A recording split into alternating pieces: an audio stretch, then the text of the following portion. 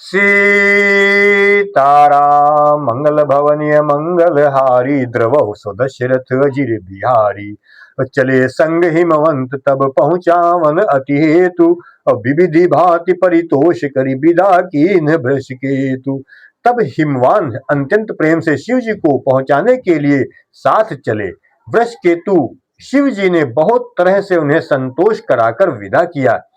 तुरत भवन आए गिरिराई सकल शैल सर लिए बोलाई। आदर दान विनय बहुमाना सब कर विदा की नहीं मवाना। पर्वतराज हिमांचल तुरंत घर आए और उन्होंने सब पर्वतों और सरोवरों को बुलाया। हिमवान ने आदर दान विनय और बहुत सम्मान पूर्वक सबकी विदाई की। जब ही शंभु कैलाश ही आए सुर सब निज निज लोक सिधाए। जगत मातु पितु शंभु भवानी ते सिंगारु न कहूं बखानी।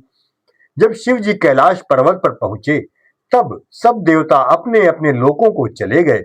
तुलसीदास जी कहते हैं कि पार्वती जी और शिव जी जगत के माता पिता हैं, इसलिए मैं उनके श्रृंगार का वर्णन नहीं करता।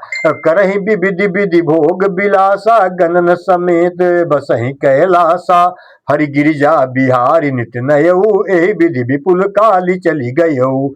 शिव पार्वती विविध प्रकार के भोग विलास करते हुए अपने गणों सहित कैलाश पर रहने लगे। वे नित्य नए विहार करते। इस प्रकार बहुत समय बीत गया। तो तब जन्म्यो शट बदन कुमारा तारुक असुर समर जहि मारा।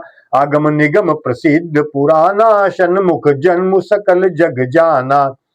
तब 6 मुख वाले पुत्र स्वामी कार्तिक का जन्म हुआ, जिन्होंने बड़े होने पर युद्ध में तारकासुर को मारा। वेद शास्त्र और पुराणों में स्वामी कार्तिक के जन्म की कथा प्रसिद्ध है और सारा जगत उसे जानता है। जगु जान षण्मुख जन्म कर्म प्रताप पुरुषारथु महा। ते हेतु मैं वृष केतु सुत कर चरित संक्षेप ही कहा। जे उमा शंभु विबाहु जे नर नारी कहाई जे गावही। कल्याण काज विवाह मंगल सर्वदा सुख पावही। षडानंद स्वामी कार्तिकेय के जन्म कर्म प्रताप और महान पुरुषार्थ को सारा जगत जानता है, इसलिए मैंने वृषकेतु शिव जी के पुत्र का चरित्र संक्षेप से ही कहा। शिव पार्वती के विवाह की इस कथा को जो स्त्री पुरुष कहेंगे और गाएंगे वे कल्याण के कार्यों और विवाह आदि मंगलों में सदा सुख पावेंगे। मंगल भवनीय मंगलहारी द्रवहु स्वदशरथ अजिर बिहारी। चरित सिंधु गिरिजा रमन वेदन पावहि पारु। बरन तुलसीदास किम अति मति मंद गंवारु। गिरिजापति महादेव जी का चरित्र समुद्र के समान अपार है, उसका पार वेद भी नहीं पाते। तब अत्यंत मंद बुद्धि और गंवार तुलसीदास उसका वर्णन कैसे कर सकता है। शंभु चरित्र सुनि सरस सुहावा भरद्वाज मुनि अति सुख पावा। बहुलाल सा कथा पर बाढ़ी नैनन नीरु रोमावली ठाड़ी। शिव जी के रसीले और सुहावने चरित्र को सुनकर मुनि भरद्वाज ने बहुत ही सुख पाया। कथा सुनने की उनकी लालसा बहुत बढ़ गई, नेत्रों में जल भर आया तथा रोमावली खड़ी हो गई। तो प्रेम विबस मुख आवन बानी दशा देखी हर्षे मुनि ज्ञानी। अहो धन्य तब जन्म मुनि सा तुम ही प्राण सम प्रिय गौरी सा। वे प्रेम में मुग्ध हो गए, मुख से वाणी नहीं निकलती। उनकी यह दशा देखकर ज्ञानी मुनि याज्ञवल्क्य बहुत प्रसन्न हुए और बोले, हे मुनीश, तुम्हारा जन्म धन्य है। तुमको गौरीपति शिव जी प्राणों के समान प्रिय है। शिव पद कमल जिनहि रति नाही राम ही ते सपने हु न सुहाही। बिनु छल विश्वनाथ पद नेहु राम भगत कर लक्षण एहू। शिव जी के चरण कमलों में जिनकी प्रीति नहीं है वे श्री रामचंद्र जी को स्वप्न में भी अच्छे नहीं लगते। विश्वनाथ श्री शिव जी के चरणों में निष्कपट विशुद्ध प्रेम होना यही राम भक्त का लक्षण है। शिव सम को रघुपति व्रत धारी बिनु अग तजी सती असी नारी। अपनु करी रघुपति भगति दिखाई को शिव सम राम ही प्रिय भाई। शिव जी के समान रघुनाथ जी की भक्ति का व्रत धारण करने वाला कौन है, जिन्होंने बिना ही पाप के सती जैसी स्त्री को त्याग दिया और प्रतिज्ञा करके श्री रघुनाथ जी की भक्ति को दिखा दिया। हे भाई, श्री रामचंद्र जी को शिव जी के समान और कौन प्यारा है। मंगल भवनीय मंगलहारी द्रवौ दशरथ अजिर बिहारी। प्रथम ही मैं कहीं शिव चरित बूझा परम मरम तुम्हार। सुच सेवक तुम राम के रहित समस्त विकार। मैंने पहले ही शिव जी का चरित्र कहकर तुम्हारा भेद समझ लिया। तुम श्री रामचंद्र जी के पवित्र सेवक हो और समस्त दोषों से रहित हो। मैं जाना तुम्हार गुणशीला, कहां सुनाऊं अब रघुपति लीला। सुनि मुनि आज समागम तोरे, कहीं न जाए जसु सुख मन मोरे। मैंने तुम्हारा गुण और शील जान लिया, अब मैं श्री रघुनाथ जी की लीला कहता हूं, सुनो। हे मुनि सुनो आज हे मुनि सुनो, आज तुम्हारे मिलने से मेरे जन्म में हे मुनि तुम्हारे मिलने से मेरे मन में जो आनंद हुआ वो कहा नहीं जा सकता। रामचरित अति अमित मुनीसा, कहीं न सकहीं सत कोटि अहिसा। तदपि जथाश्रुत कहाऊं बखानी, सुमिरि गिरापति प्रभु धनु पानी। हे मुनीश्वर, रामचरित्र अत्यंत अपार है, 100 करोड़ शेष जी भी उसे नहीं कह सकते। तथापि जैसा मैंने सुना है वैसा वाणी के स्वामी और हाथ में धनुष लिए हुए प्रभु श्री रामचंद्र जी का स्मरण करके कहता हूँ। शारद दारु नारी सम स्वामी, राम सूत्रधर अंतर जामी।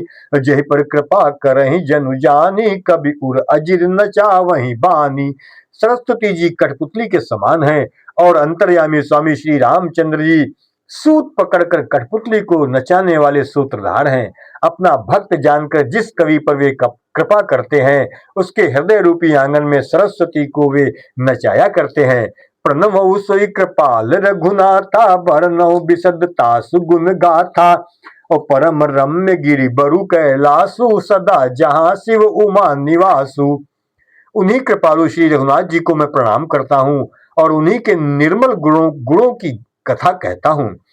कैलाश पर्वतों में श्रेष्ठ और बहुत ही रमणीय है।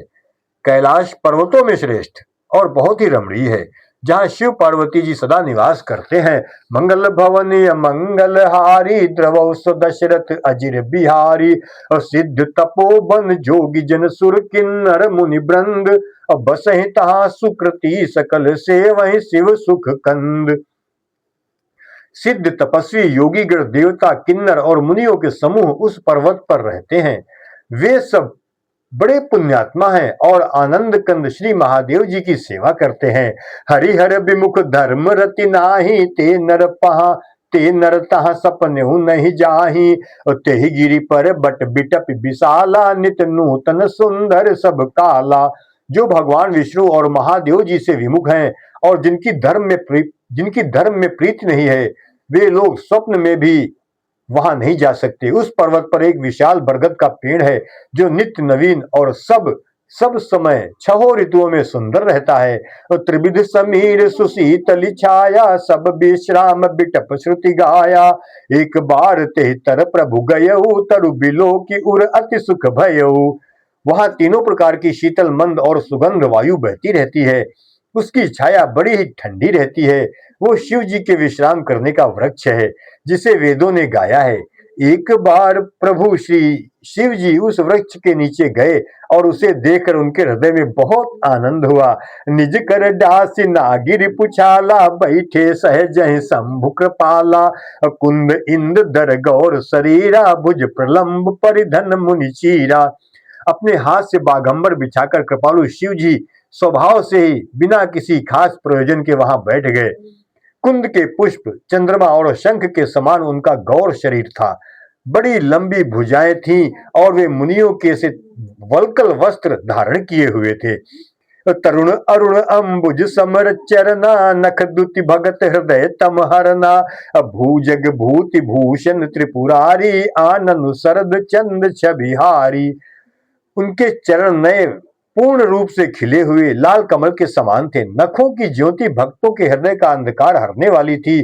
सांप और भस्म ही उनके भूषण थे और उन त्रिपुरासुर के शत्रु शिव जी का मुख शरद पूर्णिमा के चंद्रमा की शोभा को भी हराने वाला, फीकी करने वाला था। मंगल भवनीय मंगलहारी द्रवौ दशरथ अजिर बिहारी। जटा मुकुट सुर सरित सिर लोचन नलिन विशाल। नीलकंठ लावण्य निधि सोह बाल विधुभाल। उनके सिर पर जटाओं का मुकुट और गंगा जी शोभायमान थी। कमल के समान बड़े बड़े नेत्र थे। उनका नील कंठ था और वे सुंदरता के भंडार थे। उनके मस्तक पर द्वितीया का चंद्रमा शोभित था। बैठे सोह काम रिपु कैसे धरे शरीर शांत रसु जैसे। पार्वती भल अवसर जानी गई शंभु पहि मातु भवानी। कामदेव के शत्रु शिव जी वहां बैठे हुए ऐसे शोभित हो रहे थे मानो शांत रस ही शरीर धारण किए बैठा हो। अच्छा अच्छा मौका जानकर शिव पत्नी माता पार्वती जी उनके पास गईं। जानि प्रिया आदरुवति कीना बाम भाग आसनु हरि दीना। बैठी शिव समीप हर्षाई पूर्व जन्म कथाचित आई। अपनी प्यारी पत्नी जानकर शिव जी ने उनका बहुत आदर सत्कार किया और अपनी बाईं ओर बैठने के लिए आसन दिया। पार्वती जी प्रसन्न होकर शिव जी के पास बैठ गईं। उन्हें पिछले जन्म की कथा स्मरण हो आई। पति ही हेतु अधिक अनुमानी बिहसी उमा बोली प्रिय बानी। कथा जो सकल लोक हितकारी सोई पूछन चाह शैल कुमारी। स्वामी के हृदय में अपने ऊपर पहले की अपेक्षा अधिक प्रेम समझकर पार्वती जी हंसकर प्रिय वचन बोली। याज्ञवल्क्य जी कहते हैं कि जो कथा सब लोगों का हित करने वाली है उसे ही पार्वती जी पूछना चाहती हैं। विश्वनाथ ममनाथ पुरारी त्रिभुवन महिमा विदित तुम्हारी। चर अरु अचर नाग नर देवा सकल करहि पद पंकज सेवा। पार्वती जी ने कहा, हे संसार के स्वामी, हे मेरे नाथ, त्रिपुरासुर का वध करने वाले, आपकी महिमा तीनों लोकों में विख्यात है। चर अचर नाग मनुष्य और देवता सभी आपके चरण कमलों की सेवा करते हैं। मंगल भवनीय मंगलहारी द्रवौ दशरथ अजिर बिहारी। प्रभु समरथ सर्वज्ञ शिव सकल कला गुण धाम। जोग ज्ञान वैराग्य निधि प्रणत कल्प तरु नाम। सीताराम।